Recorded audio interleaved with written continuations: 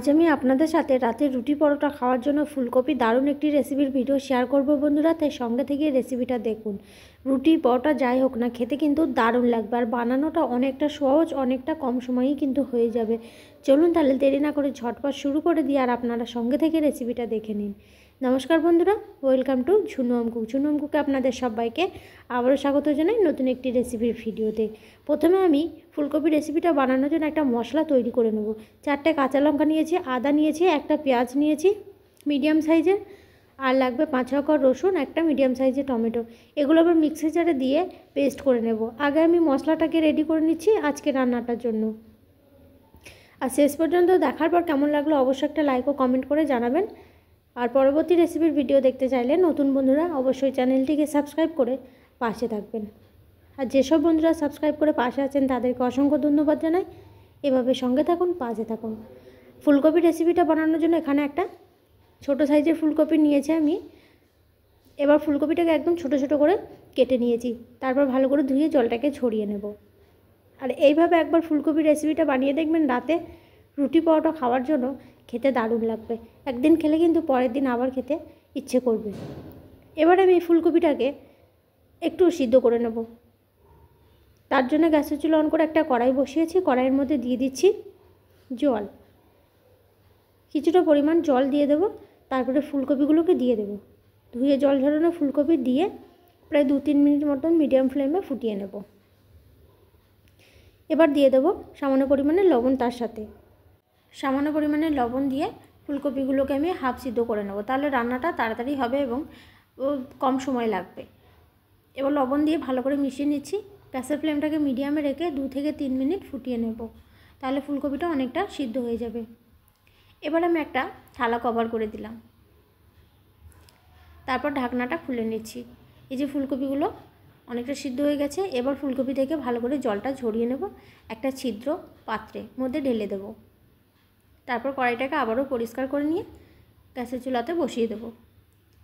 রান্নার জন্য দিয়ে দিচ্ছি সর্ষের তেল, বড় চামচে 2 চামচ মতো দিয়ে নিলাম। এবার তেলটাকে ভালো করে গরম করে নেব। তেল গরম হয়ে গেলে তেলের মধ্যে ফোড়ন দেব, 1 টুকরো দারচিনি, তার সাথে গোটা জিরে।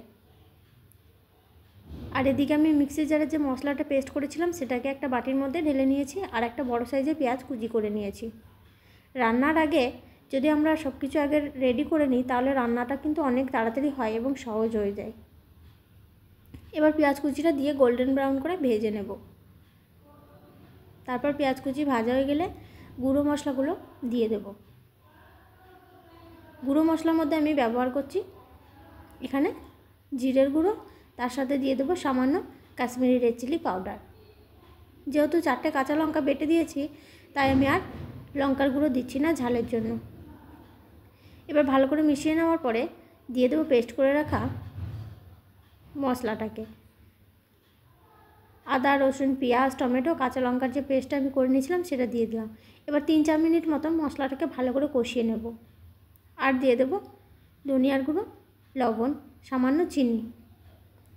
রুটি পরোটা তরকারি হালকা মিষ্টি হলে খেতে ভালো লাগে। যদি চিনিটা না দিতে চান তাহলে স্কিপ করে দেবেন, কিন্তু দিলে ভালো লাগবে। আর দিয়ে দিলাম সামান্য একটু কাসুরি মেথি, যদি অপশনাল থাকলে হাতের কাছে দিয়ে নেবেন।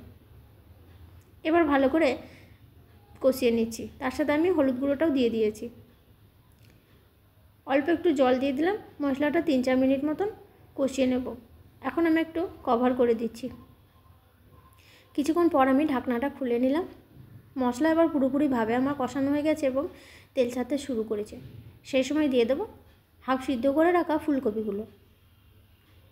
এবার ফুলকপিটা ভালো করে মশলার সাথে মিশিয়ে নিচ্ছি। এভাবে কিছুক্ষণ কষিয়ে নেব। মশলাটা ভালো করে ফুলকপি গায়ে লেগে গেলে তারপর জল দিয়ে দেবো। ফুলকপি যেটুকু সিদ্ধ হতে বাকি আছে পুরোপুরিভাবেই সিদ্ধ হয়ে যাবে। তাহলে জল দিয়ে আমি বাকিটা সিদ্ধ করে নেব। অনেক বেশি জল দেব না, সামান্য পরিমাণে জল দিয়ে নেব। এবার যে ফুলকপিটা মশলার সাথে ভালো করে আমি কষিয়ে নিয়েছি, এবার জলটা দিয়ে দিচ্ছি।